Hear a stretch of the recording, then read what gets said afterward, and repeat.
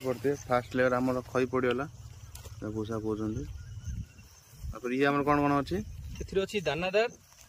अच्छी सुपर ता सहित अच्छी अनुसार 250 केजी डे माने सुपर हम केजी डे दानादार है 250 और अनुसार है 250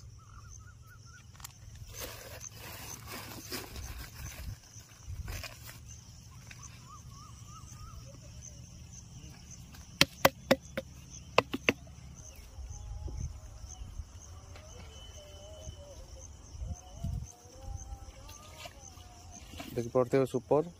आउ दानादार अनुसार तीन टा मिक्स कर पकाई से गचटा ठिया कराब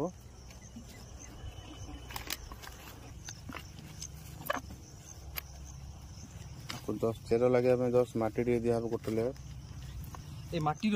कनसेप्ट हूँ जो ऊपर माटीटा थिला गोटे 1 फीट माटी सी अलग रखा पड़ो तल जो माटी अच्छी अलग रखा पड़ो बाकी कौन हम तल माटीटा जोटा सी पछे दिया हम कि जो ऊपर जो फीट 1 फीट माटीटा अलग जो रखा सी प्रथम ही दिया हम माटीटा ऊपर तल हम गोटे करदा सामान हो देखो ना देखो ना देख दब दब होनी से दबी जो निश्चय दबी जो